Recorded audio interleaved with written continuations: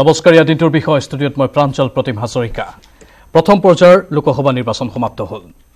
এতিয়া দ্বিতীয় পৰ্যায়ৰ বাবে সকলোৱে কঁকালত টঙালি বান্ধিছে প্ৰতিটো ৰাজনৈতিক দলে ব্যাপক তৎপৰতা চলাই আছে কুচকাৱা চলাই আছে প্ৰচাৰ অভিযান চলাই আছে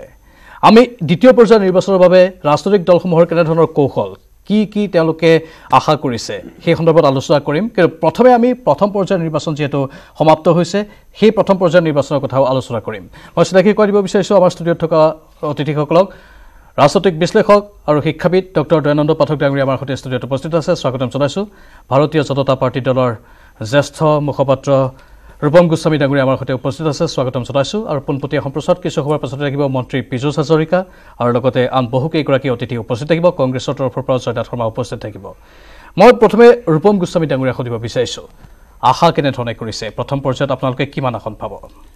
প্ৰথম পৰ্যায়ত আমি 5খনৰ 5খনেই পাম বুলি আশা কৰিছোঁ আৰু এনে 4খনটো আমাৰ কনফাৰ্ম আৰু কলিয়াবৰত এখন যুঁজ হ'ব কাৰণ কলিয়াবৰৰ ডেমোগ্ৰাফিটো সম্পূৰ্ণ বেলেগ তো সেইকাৰণে কলিয়াবৰত যুঁজ হ'ব কিন্তু অৱশেষত আমাৰ মিত্ৰজোঁটে হাঁহি মাৰিব বুলি আমি নিশ্চিত কলিয়াবৰত বিজেপিয়ে অগপক কোনো ধৰণৰ বিশেষ সহায় নকৰাৰো এটা অভিযোগ উত্থাপন হৈছে নাই এনেকুৱা এইবিলাক ভুৱা অপপ্ৰচাৰ হয় আপুনি কলিয়াবৰত মই নিজে দায়িত্বত আছিলোঁ আৰু কলিয়াবৰত মই তাতে বহুদিন কাম কৰিছোঁ আৰু তাতে আমাৰ বিজেপি কৰ্মকৰ্তাসকলে সম্পূৰ্ণভাৱে সহযোগ কৰিছে পুৰা কাম কৰিছে এনেকুৱা কোনো কথা নহয় আৰু আমি এইবাৰ সবতকৈ ডাঙৰ কথা এলায়েন্সটো খুব ছাকচেছফুল হৈছে কলিয়াবৰত অগপৰ কোনো প্ৰাৰ্থীক নিদি যদি বিজেপি প্ৰাৰ্থী উঠিলেহেঁতেন তেনেহ'লে নাই সেনেকুৱা সেইটো এতিয়া আজিয়ে কোৱাটো কঠিন তেনেহ'লে কি হ'ল হয়হেঁতেন কিন্তু এতিয়া আমি এনেই হেঁতেনৰ ওপৰত আলোচনা কৰিতো লাভ নাই কিন্তু আমি যিটো সত্য বা যিটো প্ৰেক্টিকেল সেইটোৰ ওপৰত আলোচনা কৰিলে লাভ হ'ব গতিকে এইবাৰ অগপৰ দলৰ প্ৰাৰ্থী আছিলে আমাৰ মিত্ৰজোঁটৰ প্ৰাৰ্থী আৰু আমি মিত্ৰজোঁটৰ হৈ পেলাই আমাৰ কাৰ্যকৰ্তাসকলে যথেষ্ট কষ্ট কৰিছে দিন ৰাতি একাকাৰ কৰি কাম কৰিছে আৰু মই আশা কৰিছোঁ তাৰ ফল পাব নিশ্চয় মই ডক্টৰ দয়ানন্দ পাঠক ডাঙৰীয়াৰ কাষলৈ আহিছোঁ ৰূপম গোস্বামীয়ে কৈছে যে 5খনৰ 5খন তেওঁলোকে দখল কৰিব আপুনি কি দেখিছে বিভিন্নজনৰ সৈতে আপুনি আলোচনাও কৰিছে এতিয়া মই ঠিক ইমান নিশ্চিতভাৱে মই ক'ব নোৱাৰিম আৰু যিহেতু ধৰক আপোনাৰ আমি ঠিক ফিল্ডত আমি নাই কিন্তু এইটো কথা ঠিক যে কণ্টেষ্টটো কিন্তু অত্যন্ত কঠিন কণ্টেষ্ট এটা হ'ব খুব কঠোৰভাৱে দুয়োটা পক্ষই আপোনাৰ তাত যোগদান কৰিছে আৰু এটা কথা দেখিছোঁ এইবাৰ বিশেষকৈ যিটো য়াং জেনেৰেশ্যন ডেকা শক্তিয়ে কিন্তু পূৰ্ণ গতিত কিন্তু তেখেতসকলে তাত অংশগ্ৰহণ কৰিছে আৰু এটা কথা দেখিছোঁ কি যে এইবাৰ প্ৰচাৰতকৈও ধৰক আপোনাৰ ব্যক্তিগতভাৱে যিটো প্ৰচাৰ বা বেনাৰ বা হোৰ্ডিং এইবিলাকৰ কিন্তু অলপ কম দেখা পাইছোঁ কিন্তু ছ'চিয়েল মিডিয়াত কিন্তু সাংঘাতিকভাৱে খুব বেছিকৈ তাত কিন্তু প্ৰসাৰ হৈছে আৰু ছ'চিয়েল মিডিয়াই কিন্তু এটা ৱেভ এটা তৰংগ এটা কিন্তু সৃষ্টি কৰিছে আৰু সেই তৰংগৰ কাৰণেই কিন্তু মই ভাবোঁ এইবাৰ ভোটদাতাৰ সংখ্যা বাঢ়িছে আৰু এইবাৰ আৰু এটা ডাঙৰ কথা কি যে এইবাৰ কিছু একেবাৰে আগতে কেতিয়াও ভোট নিদিয়া কেতিয়াও ভোট দিয়া নাই এইবাৰ প্ৰথম ভোট দিছে গতিকে সেই যিটো প্ৰজন্ম তেওঁলোকৰ এটা নিজস্ব এটা আগ্ৰহ এটা থাকে গতিকে তাত তেওঁলোকে ভোট দিছে গতিকে এইবাৰ এটা মই ভাবোঁ এটা ইতিবাচক কথা প্ৰথম ভোটাৰ এইবাৰ যথেষ্ট বেছি আৰু সমগ্ৰ দেশতে প্ৰায় 12,60,00,000 নতুন ভোটাৰ আছে আৰু এই নতুন ভোটাৰসকলে নিশ্চিতভাৱে এক গুৰুত্বপূৰ্ণ ভূমিকা পালন কৰিব এইবাৰৰ নিৰ্বাচনত 543গৰাকী সাংসদক নিৰ্বাচন কৰাৰ এয়া উৎসৱ দেশৰ সাধাৰণ নিৰ্বাচন প্ৰথম পৰ্যায়ৰ নিৰ্বাচন সমাপ্ত হ'ল কিন্তু দ্বিতীয় পৰ্যায়ৰ বাবে কেনেধৰণৰ প্ৰস্তুতি চলাই থকা হৈছে দ্বিতীয় পৰ্যায়ত কি দিশ বিশেষভাৱে উন্মোচিত হৈছে সেই সন্দৰ্ভত আমি আলোচনা চলাই আছোঁ আৰু বৰ্তমান RSSৰ সম্পৰ্ক প্ৰমুখ ৰঞ্জীৱ শৰ্মা ডাঙৰীয়া আমাৰ মাজত আহি উপস্থিত হৈছে মই স্বাগতম জনাইছোঁ ৰঞ্জীৱ শৰ্মা ডাঙৰীয়া কেনে দেখিছে এইবাৰ প্ৰথম পৰ্যায়ত কেনেধৰণৰ ফলাফল নিৰ্বাচন যথেষ্ট ভাল হৈছে বিশেষকৈ মানুহৰ যিটো অংশগ্ৰহণ মানে নিৰ্বাচন বুলি ক'লে এটা সময় আছিল যেতিয়া আমি সৰু আছিলোঁ সেইটো মানে এটা দালালৰ এটা কাৰবাৰ বুলি আমি ভাবিছিলোঁ যে নিৰ্বাচনী প্ৰক্ৰিয়াত অংশগ্ৰহণ কৰিব নালাগে তাত দালাল শ্ৰেণীৰ মানুহে জড়িত হৈ থাকে কিন্তু যিটো কথা পাঠক ছাৰে অলপ আগতে ক'লে যে নতুন প্ৰজন্মৰ ইনভলভমেণ্ট মই তেজপুৰৰ ভোটাৰ বিশ্বনাথ চাৰিআলিত মোৰ ভোট আছে ভোট দি আহিলোঁ মই যেতিয়া ঘৰলৈ ভোট দিবলৈ গৈছিলোঁ তেতিয়া যাওঁতে মই এদিন আগতে গৈছোঁ আৰু যাওঁতে মই চিনাকি মানুহৰ লগত কথা পাতি গৈ আছোঁ তেতিয়া মই এটা খবৰ পালোঁ মই মানে খবৰটো বৰ মানে উৎফুল্লিত সেই খবৰটো পাই আৰু মই এইটো শ্বেয়াৰ কৰিব খোজোঁ আৰু তেতিয়াই মানে গোটেই ইলেকশ্যনৰ চিনিয়ৰটো আপোনাৰ মানে এটা স্পষ্টতা আহিব মানে আমাৰ তেজপুৰ লোকসভা সমষ্টিত প্ৰায় এটা আনুমানিক হিচাপ দেই বেছিও হ'ব পাৰে 400-500 কমো হ'ব পাৰে 7,000ৰ ওচৰা-ওচৰি যুৱক যুৱতী অসমৰ বাহিৰত থাকে উত্তৰ পূৰ্বাঞ্চলৰ বাহিৰত থাকে তাৰে মেক্সিমাম সিকিউৰিটি গাৰ্ডত চাকৰি কৰে কোনোবাই মলত চাকৰি কৰে ৰিটেল সেক্টৰত চাকৰি কৰে মানে যেটো প্ৰাইভেট সেক্টৰত চাকৰি কৰা প্ৰায় 7,000 যুৱক যুৱতী বাহিৰত আছে আৰু সেই 7,000 যুৱক যুৱতীৰ 7,000ই ভোট দিবলৈ আহিছে আৰু তেওঁলোকে মানে এনেকুৱা অৰ্গেনাইজ ৱেত আহিছে বহুত ৰঙিয়াত নামিছে ৰেলত তেওঁলোকে নিজৰ গাঁৱত খবৰ কৰিছে গাড়ী ভাড়া কৰিছে ৰঙিয়াৰ পৰা গাড়ী ভাড়া কৰি তেওঁলোক নিজৰ গাঁৱলৈ গৈছে আকৌ তেওঁলোক আজি ৰিটাৰ্ণ হৈছে বহুতক মই কেৱল ভোট দিবলৈ আহিছে আজি তেওঁলোকে ইভিনিং এতিয়া ষ্টেচনত গ'লে আপুনি ৰঙিয়া আৰু গুৱাহাটী ষ্টেচনত দেখা পাব আৰু ইফালে আপোনাৰ নাহৰলগন বিশ্বনাথ চাৰিআলি ৰাঙাপাৰা ষ্টেচনবিলাকত লৈ যুৱক যুৱতীৰ ভিৰ তেওঁলোক কেৱল ভোটদান কৰিবলৈ আহিছে ভোটদান কৰিবলৈ একোজন যুৱক যুৱতীয়ে 10,000ৰ পৰা 15,000 টকা খৰচ কৰিছে তাৰ মানে নেশ্যন বিল্ডিঙত ইয়থৰ যিটো ইনভলভমেণ্ট সেই ইনভলভমেণ্টটো বাঢ়িছে গণতন্ত্ৰ মানে নিৰ্বাচনটো হ'ল সাংসদ নিৰ্বাচন কৰাৰ কেৱল প্ৰক্ৰিয়া নহয় এই গণতন্ত্ৰক ৰক্ষা কৰাৰো এটা ব্যৱস্থা এই যেতিয়া যুৱক যুৱতীৰ ইনভলভমেণ্ট বাঢ়িব আৰু যুৱক যুৱতী যেহেতু আজিকালি হাইলি ইকুইপড টেকনলজি পৰা আৰম্ভ কৰি মানে বাতৰি কাকত বা অন্যান্য বিভিন্ন ধৰণৰ তথ্য পাতিৰে আজিকালি যুৱক যুৱতী ইকুইপড হৈ থাকে গতিকে তেওঁলোকে যেতিয়া ভোটদান কৰিব তেওঁলোকে দেশৰ স্বাৰ্থত ৰাষ্ট্ৰৰ স্বাৰ্থত সুৰক্ষাৰ স্বাৰ্থত এই সকলো বিষয় আগত ৰাখি পেলাই ভোটদান কৰিব আৰু সেই ইণ্টাৰেষ্ট নাথাকিলে কোনোবা ল'ৰা এজন কেৰেলাৰ পৰা কোনোবা এজন পুনেৰ পৰা কোনোবা এজন বেংগলোৰৰ পৰা তেজপুৰ বিশ্বনাথ চাৰিআলি গহপুৰ বিপুৰীয়ালৈ ভোট দিবলৈ কেতিয়াও নাহিলেহেঁতেন সেই ইণ্টাৰেষ্টটোৰ কাৰণে এই যুৱক যুৱতীসকল আহিছে আৰু মই ভাবোঁ যে এইটোৱেই আমাৰ ইলেকশ্যনৰ এই বছৰৰ এটা ট্ৰেণ্ড আৰু এই ট্ৰেণ্ডটোৱে স্পষ্ট কৰে যে আমাৰ দেশৰ যি নাগৰিক যি ভোটাৰ আছে ভোটাৰ দেশৰ যিটো মূল সমস্যা মানে সংবাদ মাধ্যম বাতৰি কাকত বা বৌদ্ধিক মহলে দিয়া জাপি দিয়া সমস্যাতকৈ আমাৰ কিছুমান মূল সমস্যা আছে সেই সমস্যাসমূহ সেই যুৱক যুৱতীসকলে অনুভৱ কৰিছে সেইকাৰণে তেওঁলোক এনেদৰে আহিছে আৰু কেৱল সেই 6-7 হাজাৰ যুৱক যুৱতীৰ কথা নহয় সমগ্ৰ ৰাইজ মানে যি ভোটাৰ ৰাইজ আছে ভোটাৰ ৰাইজেও সেই কথাটো অনুভৱ কৰিছে সেইকাৰণে ৰাতিপুৱা 7টা বজাতে গৈ মানুহ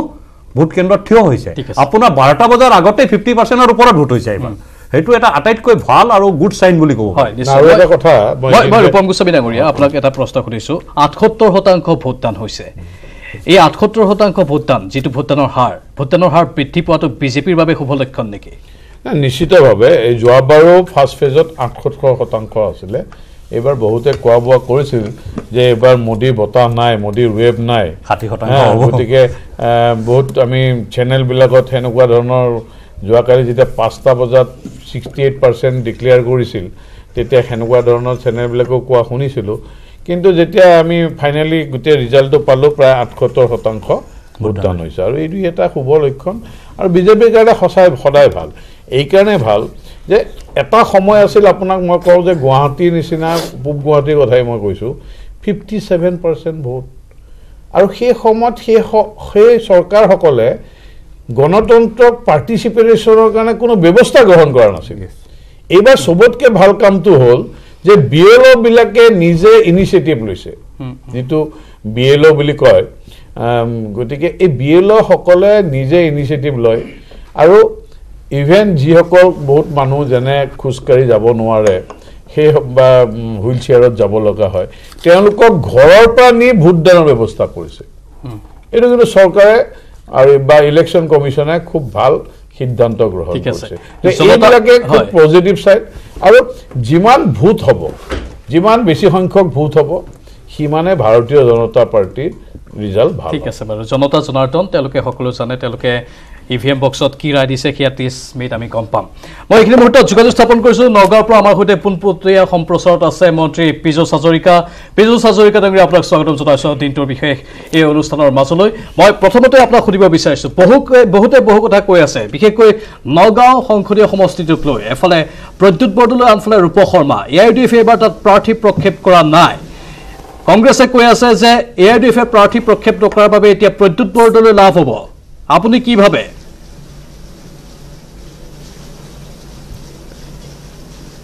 চাওক এইটো কথাটো মই আগতেও কৈছোঁ, এইটো তেখেতলোকৰ কেলকুলেশ্যন, তেখেতলোকে তেনেকৈ অংক এটা কৰি আছে যে AIDF-এ কেণ্ডিডেট দিয়া নাই, গতিকে আজমল ডাঙৰীয়াৰ ছাপৰ্ট তেওঁলোকে লৈছে বুলি প্ৰকাশ্যে তেখেতলোকে স্বীকাৰ কৰিছে। আৰু আমি সেইটোৱে ৰাইজক বুজাবলৈ চেষ্টা কৰিছোঁ যে কংগ্ৰেছ দলে আজমল ডাঙৰীয়াৰ লগত খনা পুতুকা কৰিলে, মিত্ৰী ৰেলী কৰিলে, গতিকে অনাগত ভৱিষ্যতত কেতিয়াবা আজমল ডাঙৰীয়া অসমৰ মুখ্যমন্ত্ৰী হ'ব বা উপমুখ্যমন্ত্ৰী হ'ব, এই কথাটো আমি মানি ল'ম নে নল'ম, এই নিৰ্বাচনটোত আমি সিদ্ধান্ত ল'ব লাগিব। এই কথাটো তাৰপাছত চাওক, এই নিৰ্বাচনটোত আজি অলপ আগত ৰূপম গোস্বামী ডাঙৰীয়াই কৈ আছে যে এই নিৰ্বাচনটোত প্ৰায় 78-79% মানুহৰ পল হৈছে। আজি যদি আমি লখিমপুৰৰ কথালৈ যাওঁ, আমি যদি ডিব্ৰুগড়লৈকে যাওঁ বা আমি যোৰহাটলৈকে যাওঁ, তাত 78-79% যে পল হৈছে, তাত গৰিষ্ঠ সংখ্যক খিলঞ্জীয়া অসমীয়া মানে ভোট প্ৰদান কৰাৰ কাৰণে সিমানখিনি পল পাৰ্চেণ্টেজ হৈছে। আগতকৈ পল পাৰ্চেণ্টেজ বৃদ্ধি হৈছে। গতিকে খিলঞ্জীয়া মানুহৰ ওপৰত ডিপেণ্ড কৰিতো কংগ্ৰেছে বা প্ৰদ্যুৎ বৰদলৈ ডাঙৰীয়াই নগাঁৱত ইলেকশ্যন খেলা নাই। তেখেতলোকে ইলেকশ্যন কৰিছে আজমল ডাঙৰীয়াৰ সমৰ্থকসকল বা তেখেতলোকৰ মানুহসকলক ওপৰত নিৰ্ভৰ কৰি। গতিকে যিহেতু নগাঁৱত প্ৰায় 11.5 লাখ খিলঞ্জীয়া ভোটাৰ আছে, গতিকে খিলঞ্জীয়া ভোটাৰৰ ভোটদান বেছি হ'ব আৰু গতিকে আমাৰ বিজয় সুনিশ্চিত। তেখেতলোকে ভাবে যে আজমল ডাঙৰীয়াৰ যিখিনি সমৰ্থক, তেখেতলোকে ভোট প্ৰদান বেছিকৈ কৰে আৰু খিলঞ্জীয়া অসমীয়া মানুহে ভোট প্ৰদান কমকৈ কৰে। গতিকে তেখেতলোকে এটা কেলকুলেশ্যন কৰি আছিল যে তেখেতলোক জিকিব। কিন্তু আমি আশাবাদী 80 নহয় 85% নগাঁৱত খিলঞ্জীয়া মানুহে ভোট প্ৰদান কৰিব আৰু ৰূপক শৰ্মা ডাঙৰীয়াৰ বিজয় সুনিশ্চিত হৈ ৰ'ব। ঠিকে আছে বাৰু, আপুনি সেইটো আত্মবিশ্বাসত কথাটো উল্লেখ কৰিছে, কিন্তু CABৰ কথাটো আকৌ আহি পৰিব ইয়াত। খিলঞ্জীয়াৰ কথা যিহেতু কৈছে, হয়তো কোনোবাই প্ৰধানমন্ত্ৰীয়ে কালিও ঘোষণা কৰিছে শিলচৰত যে নাগৰিকত্ব সংশোধনী বিধেয়কখন আনিব। চিন মুকাম নাই আপোনালোকক এটা মই খুব চাওক, মই বৰ আপোনাক বিনম্ৰতাৰে কৈছোঁ, এই CAB শব্দটো বৰ্তমান আছে কংগ্ৰেছ দলৰ মুখত, AIDF-ৰ সমৰ্থকসকলৰ মুখত, তাৰ বাহিৰে নাই। আমাৰ গাঁৱৰ ৰাইজে কেনেকৈ সৰ্বানন্দ সোণোৱাল ডাঙৰীয়াৰ চৰকাৰখনে দুখীয়া ৰাইজৰ কাৰণে কাম কৰিছে, নৰেন্দ্ৰ মোদী ডাঙৰীয়াই কেনেকৈ দুখীয়া মানুহৰ কাৰণে কাম কৰিছে, নৰেন্দ্ৰ মোদী ডাঙৰীয়াই বালাকোটত সন্ত্ৰাসবাদীৰ বিৰুদ্ধে কঠোৰৰ পৰা কঠোৰতম ব্যৱস্থা পাকিস্তানৰ ভিতৰত গৈ লৈছে, সেই কথাবিলাকে গাঁৱত এই কথাবিলাকে গুৰুত্ব পাইছে। আৰু তাৰ কাৰণে আকৌ কৈছোঁ, আমাৰ বালাকোটৰ ঘটনাই গাঁৱক চুব জানো? সেইটো এটা কথা। বালাকোটৰ ঘটনাইতো গাঁৱক নুচুব চাগে। আপোনাক এটা কথা কৈছোঁ শ্ৰদ্ধাৰ, চাওক মই এটা কথা আপোনাক কৈছোঁ, যোৱা 15 দিন আমি দিনটোত অতি কমেও 8-10খন মিটিং কৰি আছোঁ। য'তেই দেশৰ সাৰ্বভৌমত্বৰ কথা কোৱা হয়, ষ্ট্ৰং লিডাৰশ্বিপৰ কথা কোৱা হয়, ৰাইজক যদি কওঁ যে নৰেন্দ্ৰ মোদী ডাঙৰীয়া ষ্ট্ৰং লিডাৰ, নৰেন্দ্ৰ মোদী ডাঙৰীয়াই পাকিস্তানৰ সন্ত্ৰাসবাদীক উচিত শিক্ষা দিছে, সকলোতকৈ বেছি হাততালি মাৰে, সকলোতকৈ ৰাইজে তাতেই সমৰ্থন কৰে। আমিতো গাঁৱত থকা মানুহ, আমি গ্ৰাউণ্ডত ঘূৰি ফুৰা মানুহ, গতিকে মই জানো যে গাঁৱৰ ৰাইজ ভাৰতবৰ্ষৰ সাৰ্বভৌমত্ব, ভাৰতবৰ্ষৰ সামৰিক শক্তি, ভাৰতবৰ্ষৰ শক্তিলৈ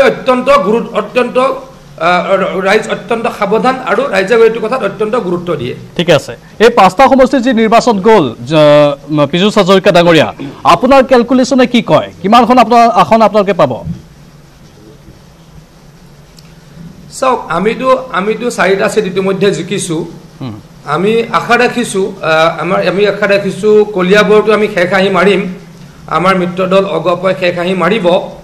মই এটা কথা আগতেও কৈছোঁ, যিহেতু অলপ আজমল ডাঙৰীয়াৰ সমৰ্থন তেখেতলোকে পাইছিলে কলিয়াবৰত, গতিকে হয়তো অলপ যুঁজখন অলপ প্ৰতিদ্বন্দ্বিতা হ'ব,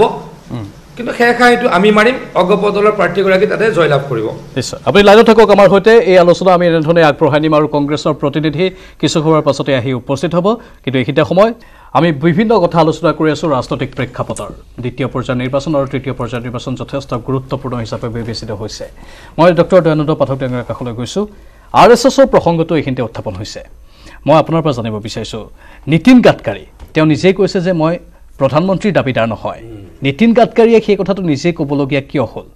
RSS কিবা কাৰণত নৰেন্দ্ৰ মোদী আৰু অমিত শ্বাহক লৈ বিতুষ্ট হৈছে নেকি নহয় এইটো বহুত আমিও শুনিছোঁ যে নৰেন্দ্ৰ মোদীৰ বিকল্প হিচাপে বা পৰৱৰ্তী প্ৰধানমন্ত্ৰী হিচাপে নীতিন গাডকাৰীৰ নামটো কিন্তু বহুত চৰ্চিত হৈছে আৰু এইটো কথাও গম পাওঁ বহুকানে কথাবিলাক আহে যে RSS এটা খুব ডিচিপ্লিনড সংগঠন খুব ডিচিপ্লিন ইণ্টাৰনেল ডিচিপ্লিন তেওঁলোকৰ খুব বেছি আৰু বহুত কথাত কিন্তু নৰেন্দ্ৰ মোদীৰ বহু কথাত কিন্তু RSS কিন্তু সন্তুষ্ট নহয় আৰু এই কথা ইতিমধ্যে বাতৰি কাকততো ওলাইছে বিভিন্ন আলোচনাও হৈছে আৰু বহুত সময়ত RSSৰ পৰা তেওঁক কিন্তু ষ্ট্ৰিকচাৰ দিবলগীয়া হৈছে যে আপুনি এনেকৈ কামবিলাক নকৰিব তো মই এটা উদাহৰণ এটা সৰু উদাহৰণ এটা দিব খুজিম এই ক্ষেত্ৰত যে আপোনাৰ ধৰক আমাৰ দীনদয়াল উপাধ্যায়ৰ নামত আমাৰ বিদ্যালয়বিলাক হৈছে বা নৰেন্দ্ৰ মোদী দেৱেও কৈছে বা আমাৰ হিমন্ত বিশ্ব এইবাৰ কথাটো কৈছে কিন্তু সেইটো RSSৰ নীতি নহয় কিন্তু RSSে কিন্তু ধৰক আজি 500খন আপোনাৰ বিদ্যালয় ইয়াত কৰিছে আমিও তাৰ লগত জড়িত আছোঁ গোটেইকেইখন কিন্তু শংকৰদেৱৰ নামত কৰিছে গতিকে RSSৰ পৰা কিবা এটা ষ্ট্ৰিকচাৰ গৈছে তেওঁলোকৰ প্ৰতি কাৰণ RSSে আজিৰ পৰা কাম কৰা নাই কিমান বছৰৰ পৰা ডিচিপ্লিন মই ক'লো তেওঁলোকে শংকৰদেৱৰ নামতে বিদ্যালয় স্থাপন কৰি আছে গোটেইখিনি আজিও যদি কিন্তু শংকৰদেৱৰ নামতে কৰি দীনদয়ালৰ কনচেপ্টটো কিন্তু হিমন্ত বিশ্ব এইটো পিছৰ সৌখিদিনা হোৱা আৰু এই প্ৰশ্নটো আছে কি যিখিনি ধৰক আপোনাৰ RSSৰ লগত কোনো সম্পৰ্ক নাই ওপৰৰ পৰা গৈ পেলাই আচলতে হিমন্ত বিশ্ব শৰ্মা এই যে কংগ্ৰেছমেন বেচিকেলি তেওঁ ধৰক তাতে গৈ পেলাই আৰু আপোনালোকে চাব যে কনভাৰ্টেড যিবিলাক ব্যক্তি সেই ব্যক্তিবিলাক কিন্তু আৰু বেছি ডেঞ্জাৰাছ হয় আমি দেখিছোঁ যে যেতিয়া কালাপাহাৰে কামাখ্যা মন্দিৰ ভাঙিছিল আৰু হাজোৰ হয়গ্ৰীৱ মন্দিৰ ভাঙিছিল তেওঁ কিন্তু আচলতে মুছলিম নাছিল Kalapahar he was a Hindu converted to Islam গতিকে তেওঁ সেই পদক্ষেপটো তেওঁ ল'ব পাৰিছিল সেইকাৰণে গতিকে দেখা যায় যে আমাৰ ধৰক এতিয়া পীযুষ হাজৰিকাই ক'লে বা অন্যান্য বহুত আছে এতিয়া ধৰক আমাৰ এটা কথা আমাৰ যে দৃষ্টিকোণটো হৈছে বা আমি ভাবিছোঁ এই কথাটো যে RSSৰ পৰা বহুত আমাৰ যোগ্য ব্যক্তি আছিল সেইবিলাকৰ ঠাইত আমি যি মানে কংগ্ৰেছৰ পৰা আহি পেলাই যিবিলাকে আপোনাৰ তাত দখল কৰিছে বা তেওঁলোকে চিট পাইছে বা তেওঁলোকক টিকট দিয়া হৈছে এই কথাটোত কিন্তু বহুত মানুহ কিন্তু অসন্তুষ্ট হৈছে মই এইখিনিতে ক'ব লাগিব মই এটা কথা ক'ব লাগিব যে পাৰ্টিৰ কথা আহিছেতো বিজেপিত চাওক এটা পাৰ্টি এনেকুৱা নহয় যে ছাৰে যিখিনি কথা কৈছে ছাৰৰ এইটো ব্যক্তিগত অনুভৱ মই তাত একো ক'বলৈ নাযাওঁ কিন্তু কি হয় পাৰ্টি সকলো মিলি পাৰ্টি হয় তাত নতুন পুৰণা বুলি কথা নাথাকে যোগ্যজনে যোগ্য স্থান আমাৰ দলত সদায় পায় আৰু যদিও এই কথাবিলাক সঘনাই বিভিন্ন মহলত ভুল অপপ্ৰচাৰ কৰে আপুনি এই কথাটো খণ্ডন কৰিবনে শংকৰদেৱৰ নামত এটা সময়ত বিদ্যালয় স্থাপন হৈ আহিছিল এতিয়া দীনদয়াল উপাধ্যায়ৰ কথাটো যেতিয়া আহিলে তেতিয়া হিমন্ত বিশ্ব শৰ্মাই বিশেষ ভূমিকা পালন কৰিছিল নাই চাওক সেইটোক আপুনি অস্বীকাৰ কৰিব নোৱাৰে কৰিব কেলেই নকৰিব কাৰণ আমি চাওক এতিয়া আপুনি এই কথাটো তেওঁলোকে উত্তৰ দিব মই উত্তৰ নিদিওঁ কিন্তু কথা হ'ল যে আপুনি আমাৰ যিটো আইডিঅলজি হ'ল আমাৰ শ্যামাপ্ৰসাদ মুখাৰ্জী দীনদয়াল উপাধ্যায় এতিয়া এজনৰ নামত স্কুল হোৱাটোত ক'ত আপত্তি আছে নেহৰু গান্ধীৰ নামত কিমান লাখ লাখ স্কুল হৈ আছে মই পীযুষ হাজৰিকাক লৈ গৈছো কাৰণ হিমন্ত বিশ্ব শৰ্মাৰ সৈতে পীযুষ হাজৰিকাৰ নামটো আমাৰ সন্মানীয় ডক্টৰ দয়ানন্দ পাঠক ডাঙৰীয়াই উল্লেখ কৰিছে পীযুষ হাজৰিকা আপোনাৰ কি প্ৰতিক্ৰিয়া হ'ব কনভাৰ্টেড হোৱা বস্তু কেতিয়াও সঠিক নহয় আপুনি কি ক'ব চাওক গোটেই কথাটো হ'ল যে আমাক পুৰণা মানুহে কেনেধৰণে একচেপ্ট কৰিছে আৰু আমাৰ যোগ্যতা আছেনে নাই তেখেতলোকে নিশ্চয়কৈ এটা নিৰূপণ কৰিব সেইটো ক্ষেত্ৰত নৰেন্দ্ৰ মোদী ডাঙৰীয়া সেইটো ক্ষেত্ৰত অমিত শ্বাহ ডাঙৰীয়া অসমৰ মাননীয় মুখ্যমন্ত্ৰী অসমৰ মাননীয় ৰাজ্যিক সভাপতিকে আদি কৰি অসমৰ যিসকল পুৰণা বিজেপিৰ জ্যেষ্ঠ নেতা আছে সেইসকলে আমাক আদৰণি কৰিছে নে নাই সেই কথাটোৰ ওপৰত সেইটো অত্যন্ত গুৰুত্বপূৰ্ণ ছেকেণ্ড কথাটো হ'ল যে গোটেই কথাটো হ'ল ডেলিভাৰী ৰাজনীতিৰ ডেলিভাৰীটো অত্যন্ত এটা গুৰুত্বপূৰ্ণ বস্তু কোনে কাম কৰিব পাৰে কোনে কাম কৰিব নোৱাৰে তাৰ ওপৰত এটা ডাঙৰ এজন মানুহৰ ভৱিষ্যত বা ৰাজনীতিবিদ বা সকলোৰে এটা ভৱিষ্যত বা তেখেতৰ গোটেই কথাবিলাক নিৰ্ভৰ কৰে আজি যে ইয়াতে কোৱা হ'ল মই পাঠক ডাঙৰীয়াক বৰ ভালকৈ নাজানো মই হাতযোৰ কৰিছোঁ বেয়া নাপাব তেখেতে কৈছে যে হিমন্ত বিশ্ব শৰ্মা ডাঙৰীয়াক কৰিছে মই বিজেপি কৰা বেছি দিন হোৱা নাই সঁচা কথা মই কিমান দিন হৈছে 3 বছৰ হৈছে মই 3 বছৰত এটোৱে দেখিছো বিজেপি দলৰ প্ৰত্যেকখন সভা আৰম্ভ হয় শ্যামা প্ৰসাদ মুখাৰ্জী দীনদয়াল উপাধ্যায় আৰু ভাৰত মাতাক ক্ষমা জনায় এটা ৰূপম গোস্বামী ডাঙৰীয়া ৰূপম দাই কথা এটা কৈছে লাখ লাখ নেহৰু গান্ধী ফেমিলিৰ নামত আধাৰশিলা আছে বা অনুষ্ঠান আছে গতিকে বিজেপি দলটো যোনে স্থাপন কৰিছিল তেখেতলোকৰ নামত যদি কিবা এটা অনুষ্ঠান কৰিছে যিটো আদৰ্শৰে দেশখন চলিছে দেশৰ যিটো ৰাজনীতি দল যি ৰাজনৈতিক দলটোৱে দেশখন চলাইছে বা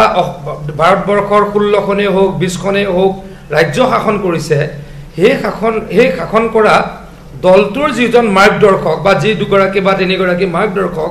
তেওঁলোকৰ নামত যদি কৰবাত অনুষ্ঠান হয় ঠিকে আছে আমি দয়ানন্দ পাঠকদেৱে সেইটো ভাৱত কোৱা নাছিল ফৰ্চফুলি RSS যে দীনদয়াল উপাধ্যায় বা শ্যামা প্ৰসাদ মুখাৰ্জীৰ নামটো সন্মুখলৈ আনিব বিচৰা নাই সেইটোহে হয়তো তেওঁ বুজাইছিল সেইবাবে তেওঁ শংকৰদেৱৰ বিদ্যালয়ৰ উদাহৰণটো দাঙি ধৰিছে আপোনালোকে এটা কথা মই সৰু কথা এটা কম চৰকাৰ আৰু RSS কিন্তু দুটা বস্তু এটা ৰঞ্জিত দা আছে ৰঞ্জিত দাই কথাখিনি ক'ব পাৰিব মই নাভাবো যে RSS প্ৰত্যক্ষভাৱে চৰকাৰত কিবা নিয়ন্ত্ৰণ কৰে বা বিজেপি দলক নিয়ন্ত্ৰণ কৰে বিজেপি দল শক্তিশালী হোৱাত নিশ্চয়কৈ RSSৰ ভূমিকা নিশ্চয় থাকিব বুলি মই স্বীকাৰ কৰোঁ কিন্তু সৰ্বানন্দ সোণোৱাল ডাঙৰীয়াই বা হিমন্ত বিশ্ব শৰ্মা ডাঙৰীয়াই কি সিদ্ধান্ত লৈছে RSS প্ৰত্যক্ষভাৱে তাক নিয়ন্ত্ৰণ কৰে বুলি মই নাভাবো যদি মোৰ ভুল হোৱা নাই নিশ্চয় ৰঞ্জিত শৰ্মাই হয়তো কিবা ক'ব বিচাৰে গতিকে তাতে RSS যে কৰিবলৈ দিছে বা নাই দিয়া সেইটো কথা অবান্তৰ ঠিক আছে ৰঞ্জিত শৰ্মা RSS দেশখনক আগুৱাই লৈ যাবলৈ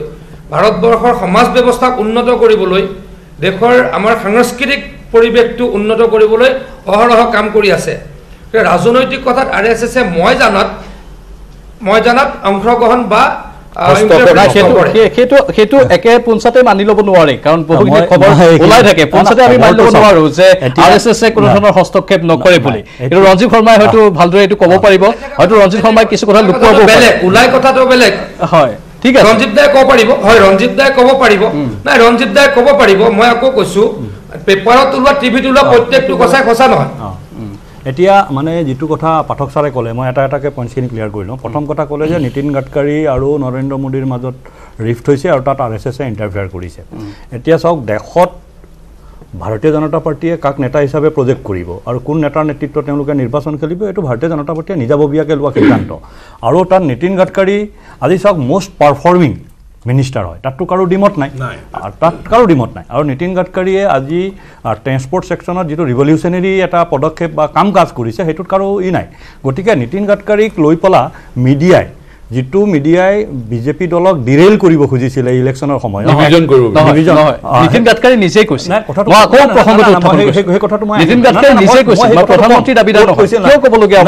তাৰ আগতে আৰু এটা কথা কৈছিল গাডকাৰীয়ে সেই কথাটো মই কৈ আছোঁ তাৰপিছত সেই মিডিয়া হাউচবিলাকে এটা প্লেনিং কৰি পেলাই এইটো কেম্পেইন চলাইছিল আজিৰ পৰা 2 মাহ আগতে এটা ইণ্টাৰভিউ দিছিল নীতিন গাডকাৰীয়ে মহাৰাষ্ট্ৰৰ এখন নিউজ চেনেলত মাৰাঠী নিউজ চেনেলত তাত তেওঁক সোধা হৈছিলে আপুনি প্ৰধানমন্ত্ৰী পদৰ বাবে দাবীদাৰ নেকি তেতিয়া গাডকাৰীয়ে উত্তৰ কৈছিল মই অযোগ্য নেকি বিতৰ্কটো তাৰ পৰা আৰম্ভ হৈছিল তেওঁ কৈছিলে যে মই অযোগ্য নেকি তেতিয়া আকৌ জাৰ্নেলিষ্টজনে প্ৰশ্ন কৰিছিল আপুনি অযোগ্য নহয় সেইকাৰণে আপুনি দাবী জনোৱা উচিত তেতিয়া তেওঁ উত্তৰত কৈছিল যে মই দাবী এইকাৰণে নযাওঁ যে আমাৰ পাৰ্টিটো এটা ডিচিপ্লিন ৱেত চলি আছে আৰু প্ৰধানমন্ত্ৰী নৰেন্দ্ৰ মোদীৰ নেতৃত্বক দেশে স্বীকাৰ কৰিছে তেওঁৰ নেতৃত্বত আমি কাম কাজ কৰি যাম গতিকে আমাৰ দলত এতিয়া প্ৰধানমন্ত্ৰীক লৈ কোনো ধৰণৰ মানে দৌৰা দৌৰি নাই গতিকে আমাৰ এজন মানে ষ্ট্ৰিক্টলি আমাৰ এজন প্ৰধানমন্ত্ৰী আছে তেওঁৰ নেতৃত্বতে আমি কাম কৰিম তেখেতে ছেকেণ্ড উত্তৰত সেই কথাটো কৈছিল পৰৱৰ্তী সময়ত মিডিয়াই সেইটোক প্ৰথম বাইটটোক লৈ পেলা গোটেই ভাৰতবৰ্ষত এটা ৰাজনৈতিক বাতাবৰণ সৃষ্টি কৰিবলৈ চেষ্টা কৰিলে কিন্তু সেইটোত ফেইল হৈ গ'ল ঠিক আছে আমি এই বিষয়ত আলোচনা কৰিম দ্বিতীয় কথাটো আমি আলোচনা কৰিম বিৰতিৰ পাছত লৈছোঁ এই মুহূৰ্তত আমাৰ মাজত আহি উপস্থিত হৈছে ডক্টৰ জয়নাথ শৰ্মা কংগ্ৰেছৰ প্ৰতিনিধি হিচাপে মই স্বাগতম জনাইছোঁ জয়নাথ শৰ্মা ডাঙৰীয়া ধাৰাবাহিকভাৱে কমপ্লিট হোৱা নাই আপোনাৰ প্ৰশ্নটো আপোনাৰ উত্তৰখিনি মই কিছুক্ষণ পাছত ল'ম কিন্তু জয়নাথ শৰ্মাক অলপ সুযোগ দিয়া ভাল সময় হাতত বেছি নাই জয়নাথ শৰ্মা ডাঙৰীয়া ধাৰাবাহিকভাৱে আপোনালোকৰ ওপৰত আক্ৰমণ চলিছে কথাৰে প্ৰধানমন্ত্ৰী নৰেন্দ্ৰ মোদী কালি আকৌ আহিছিল তেওঁ নিৰ্বাচনী সভাত অংশ ল'লে অসমত দুখনকৈ শিলচৰত তেওঁ ক'লে যে কংগ্ৰেছৰ হাত এতিয়া বিকাশৰ লগত নাই কংগ্ৰেছৰ হাত এতিয়া কেৱল ভ্ৰষ্টাচাৰৰ লগত আছে উত্তৰ কি হ'ব আপোনাৰ চাওক বিজেপিৰ হাতত আজিৰ দিনটোত ইলেকশ্যনৰ কোনো ইছ্যু নাই গতিকে ইলেকশ্যনৰ গোটেই কথাবোৰ মই শুনি আছোঁ আনকি প্ৰাইম মিনিষ্টাৰৰ দৰে এটা পদত থাকি মানুহ এজনে কথা কৈছে কংগ্ৰেছক ভোট দিলে পাপ হ'ব তেখেতসকলৰ আদৰ্শ পুৰুষ যাক জৱাহৰলাল নেহৰুতকৈ ওখ কৰিবৰ কাৰণে 300 ফুট মানে মিটাৰৰ হেৰি বনাইছে ষ্টেটুট বনাইছে সেই বল্লভভাই পেটেলক কংগ্ৰেছক ভোট দিছিল তাৰমানে তেওঁ পাপী আজি ভাৰতবৰ্ষৰ মানুহে 70 বছৰ ধৰি কংগ্ৰেছক ভোট দি আহিছে অধিকাংশ মানুহে সকলো মানুহ পাপী গোটেই ভাৰতবৰ্ষৰ যিসকল হিন্দুই ভোট দিছিলে কংগ্ৰেছক সবকে পাপী বনাইছে ক'বলৈ নাই যোৱাকালি আকৌ এটা বক্তৃতা দিছে হিমন্ত বিশ্ব শৰ্মাই যে ৰেকিবুদ্দিন আৰু পদ্যুতক পদ্যুত বৰদলৈ হাৰিলে ব্ৰহ্মপুত্ৰত পেলাই দিব এই যে minister of the state cabinet minister এখন ৰাজ্যৰ এজন কেবিনেট মিনিষ্টাৰ তেওঁ তেনেকৈ কথা ক'ব পাৰে মানে কিমান মানুহ হাৰিছে বিজেপিৰ মানুহ বহুত হাৰিছে না বিজেপিৰ মানুহ আমাৰ সকলোৰে শ্ৰদ্ধা বিজেপিৰ পৰা ভূপেন হাজৰিকাই কিৰিপ চলিহাৰ হাতত হাৰিছে না আমিতো তেখেতক তেনেকৈ কথা কোৱা নাই ইছ্যুৱে নাই তেখেতৰ তাৰপিছত চাওক 60 বছৰৰ ঊৰ্ধ মানুহ যিসকল বয়সীয়াল মানুহ মানে কৈছে বুঢ়া বালন বুলি আৰে তেওঁ দেউতাকো 60 বছৰৰ ভিতৰত ময়ো আমাৰ মুদিও 60 বছৰীয়া তেনেহ'লে একেটা কথাতে পৰিলে ইমান তললৈ যোৱা ষ্টেটমেণ্টবোৰ গোটেই মানে ইলেকশ্যন কেম্পেইনটোত ইছ্যু নোহোৱা মানুহে ফাৰ্ষ্টে ধৰি থকা মানুহে যেন এইবোৰ কথা কৈছে এতিয়া কথাটো হৈছে কি ভ্ৰষ্টাচাৰৰ কথা আজি এটা 9 তাৰিখৰ দিনাখনে আমাৰ শিৱবালে এটা হেৰি দিছে তাত পোনপটীয়াকৈ চাৰ্চ কৰিছে আৰু কৈছে CBI ইনকুৱাৰী দিয়ক যদি কথাটো হয় নে নহয় এই ভিডিঅ'টো সঁচা নে মিছে 3 লাখ কোটি টকাৰ আই ৰিপিট 3 লাখ কোটি টকাৰ ফেক নোট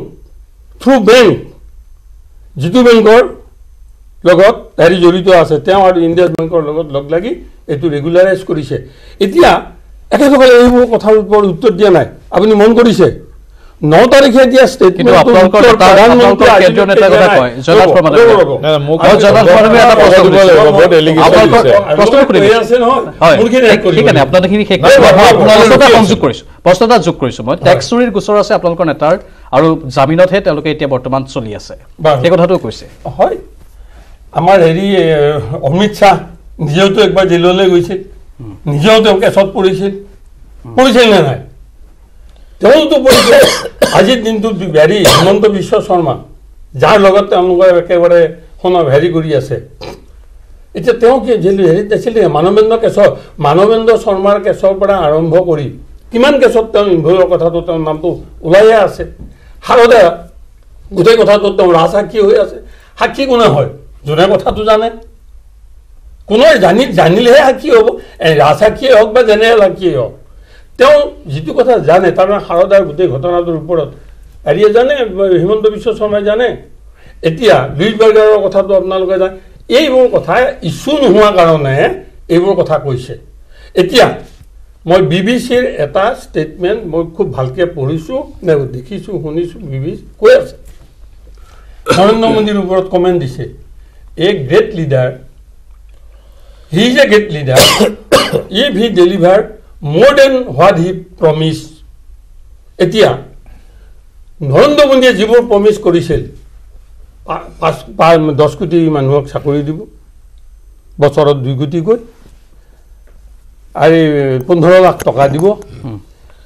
আপোনাৰ কলা ধন 100 দিনৰ ভিতৰত ঘূৰাই আনিব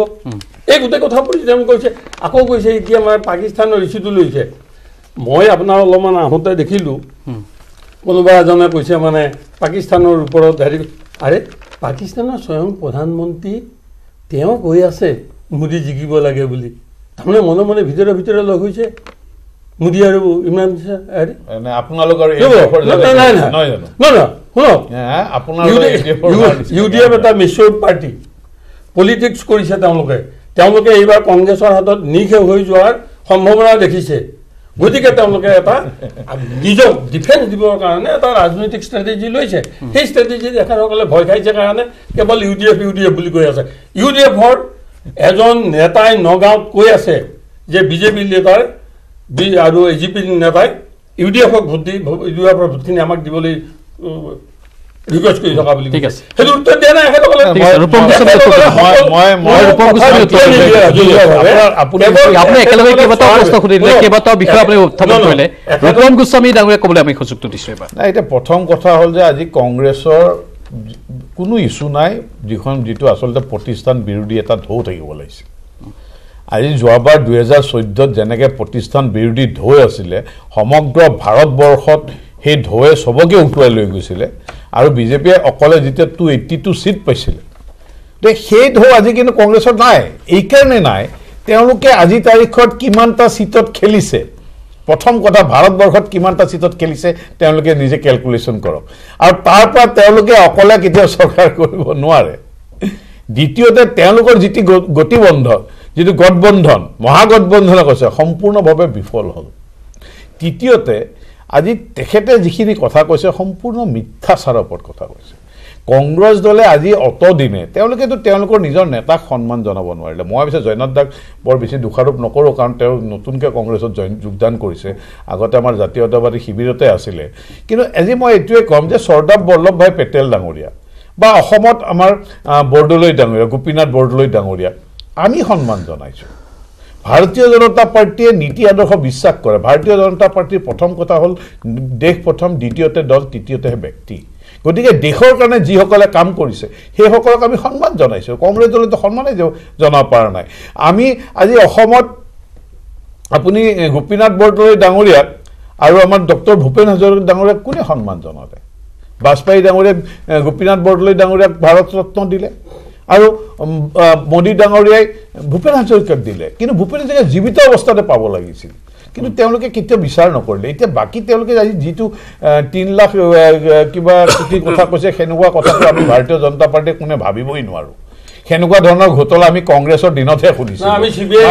একদম সব পাব আপোনালোকে ৰাফেলৰ কথা আনিছিল সেইটো ফেইল কৰিলে আকৌ ফেইল কৰিব আজি সুপ্ৰিম কোৰ্টে কি ক'লে য'ৰ পৰা আপোনালোকৰ পইচা আহিছে ইয়াৰ আপোনালোকে 30 তাৰিখৰ আগত আপোনালোকে কোটি টকাৰ পৰা আপোনালোকে এই টেকটিক্সটো বেয়া টেকটিক্স আপুনি কোনটা মই একদম শুনি আছিলো মই আপোনাক কবলৈ সম্পূৰ্ণ সুযোগ দিছিলো কাৰণ ৰাইজে সিদ্ধান্ত ল'ব আপুনি মই সিদ্ধান্ত নলওঁ সিদ্ধান্ত ৰাইজে ল'ব গতিকে মোকো সুযোগ দিলে মই ভাল পাম না মোৰ সম্পূৰ্ণ হোৱা নাই তেখেতে ডিস্টাৰ্ব কৰিছে আজি কংগ্ৰেছ দলে তেওঁ কি ধোৱা তুলসী পাত বুলি ক'ব খোজে নেকি কংগ্ৰেছ দলে অত দিনে মই আপোনাক এটা সৰু উদাহৰণ দিওঁ 1947ত 1 rupee = $1 আছিল GDP আজি 1 rupee = $1 আছিল 1947ত আজি কি হ'ল কোন ৰেসপন্সিবল ভাৰতবৰ্ষত কোনে সৰ্বাধিক সময় শাসন কৰিছিল এইটো ৰাইজে জানে নহয় দ্বিতীয়তে আজি GDP 2014 চনত GDP আছিল 4.2 আজি GDP হ'ল 7.5 এতিয়া মোক এটা কথা কক তেওঁলোকে খুব আনএমপ্লয়মেন্ট কয় আমি চৰকাৰী চাকৰি দিব পৰা নাই চৰকাৰী চাকৰি দিব পৰাটো অকল চাকৰি নুবুজায় মানক এমপ্লয়মেন্ট দিব লাগে সেইটো সৰকাৰি হ'ব পাৰে বেসৰকাৰি হ'ব পাৰে আপুনি সৰকাৰি চাকৰি কথা কৈছে আপুনি মুখ শেষ হোৱা নাই মুখ শেষ হোৱা নাই আপুনি শেষ কৰিব শেষ কৰা সুযোগ মই দিম মই এটা প্ৰশ্ন মাত্ৰ যোগ কৰি দিছো এতিয়া 25000 টকা দৰমহা পোৱা এজন চাকৰিয়ালে নিজৰ পুত্ৰক কলেজত এডমিশন দিয়াৰ সময়ত 20000 টকা খৰচ কৰিব লাগে তেতিয়া তেওঁ কয় এয়া কি পৰিৱৰ্তন না মই এটা কলেজৰ ফিজ যিমান বাঢ়িছে আপোনালোকে চাওক এতিয়া আয়ুষ্মান বা আপুনি অটল অমৃত যোজনা কথা কয় কিন্তু প্ৰাইভেট হস্পিটেল এখনত গ'লে সেইখিনি আঁচনিৰ দ্বাৰা কিমান সুফল পোৱা যায় শিক্ষাৰ ক্ষেত্ৰত একোজন ছাত্ৰ ছাত্ৰীয়ে কিমানখিনি আপোনালোকৰ আঁচনিসমূহৰ দ্বাৰা সুফল পাইছে তাৰ বাস্তৱ কোনো ধৰণৰ বাস্তৱিক উত্তৰ আপোনালোকৰ হাতত মই এতিয়া আপোনাক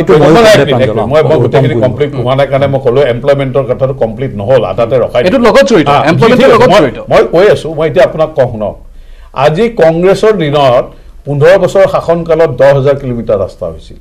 আমাৰ 2.5 বছৰ শাসনকালত আপোনাৰ 13000 ৰাস্তা বনাইছে ঠিক আছে এই মই এইটোৱে বুজাইছো যে আপুনি চাওক যে 10000 মানে আপুনি তথ্যমতে চাওক আমি মই বাণিজ্যিক বিৰতি ল'ম তথ্যমতে এইখন চৰকাৰৰ দৈনিক হিচাপত বাণিজ্যিক বিৰতি ল'ম মই আহিম আপোনাৰ কাষলৈ তথ্যমতে এইখন চৰকাৰৰ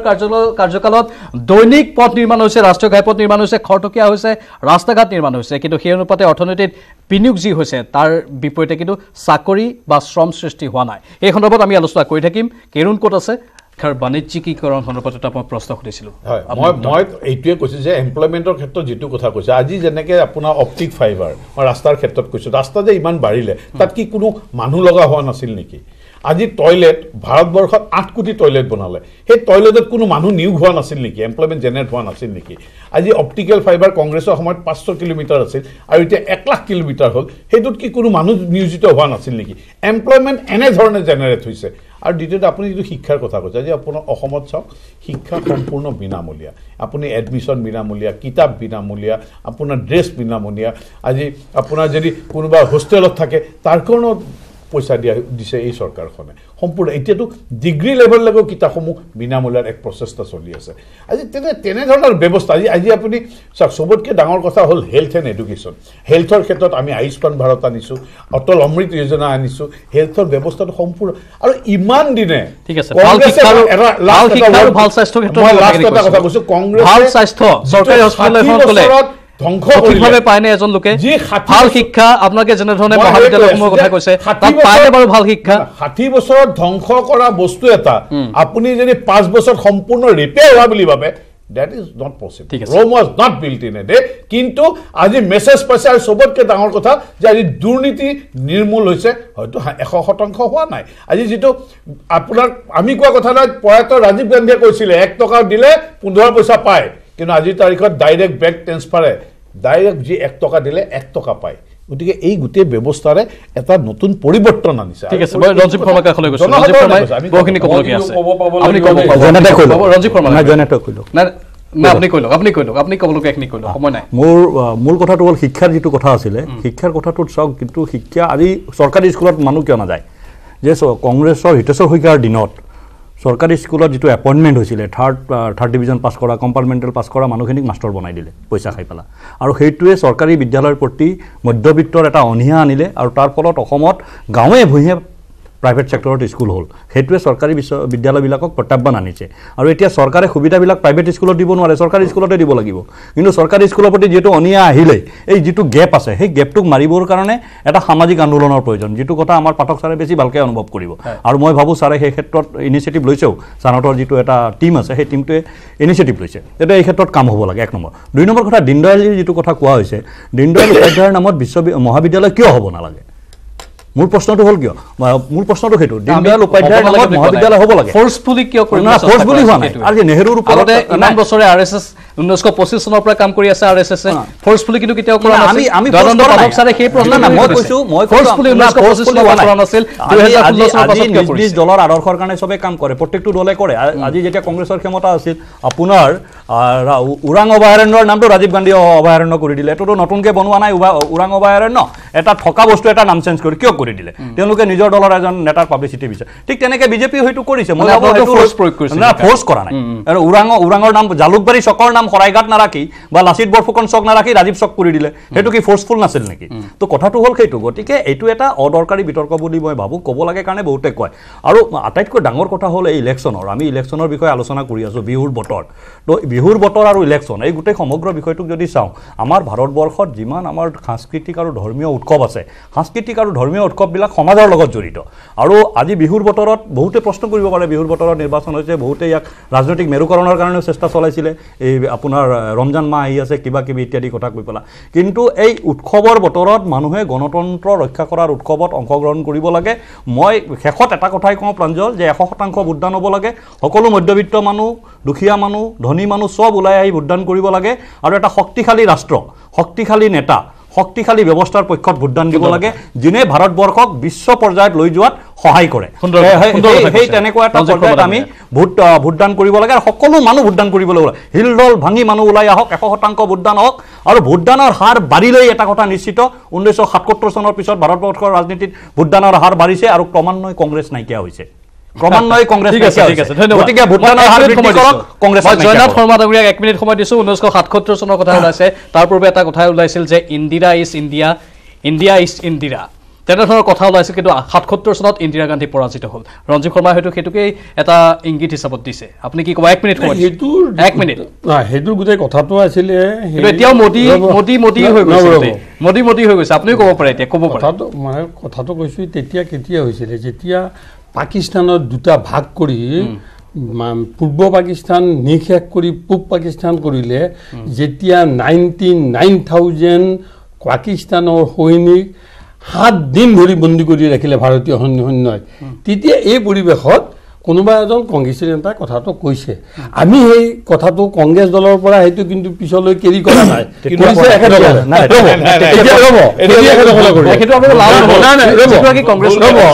লাভ কংগ্ৰেছৰ নহ'ল লোকচানৰ কাৰণে আমি এডুকেশ্যনৰ কথা বৰ বেছি এখেতসকলে কৈ আছে এই কটন কলেজৰ 100 কোটি টকা বাজেটত লৈছিল 1 টকা দিলে নেকি এখেতসকলক সুধিবচোন নিবনুৱা সমস্যাৰ কথা গোটেই আজি ভাৰতবৰ্ষ স্বাধীনতা হোৱাৰ পিছত আটাইতকৈ আনএমপ্লয়মেণ্ট ৰেট আনএমপ্লয়মেণ্টৰ গ্ৰোথটো এওঁলোকৰ দিনতে হৈছে 4.4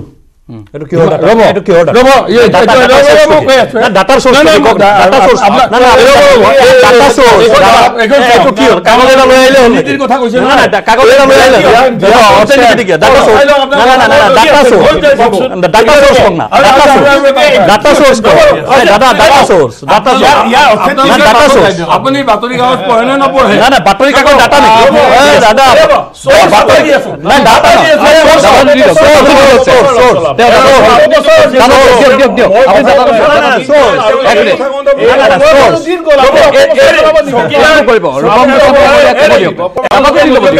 অধিকাৰ আছে সোৰ্চ কওক আপুনি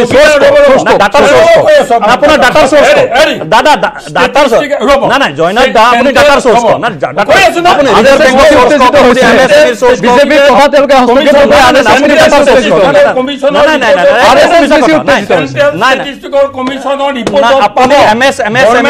ইণ্ডিয়াৰ এইটো অৰ্গেনাইজেশ্যন চেন্ট্ৰেল ষ্টেটিষ্টিক্স আপুনি MSME reserve bank of India না MSME reserve bank of India bank confederation আদি ডাটাবিলাক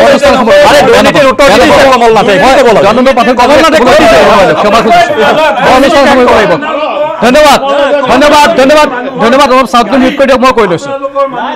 লৈছো 1 মিনিট সংবেদনশীলতা বাকপটুতা আৰু বিচক্ষণতা এই 3 গুণৰ ব্যক্তি এটা বিচাৰি আছে সমগ্ৰ দেশবাসীয়ে আমি আশা কৰোঁ ভোটাৰ ৰাইজ যথেষ্ট সজাগ তেওঁলোকে নিজৰ বিবেক বুদ্ধিৰ জৰিয়তে এবাৰ ভোটদান কৰিব আৰু উচিত ব্যক্তিকে নিৰ্বাচিত কৰিব সকলোকে ধন্যবাদ জনাই এই অনুষ্ঠানৰ পৰা বিদায় লৈছো নমস্কাৰ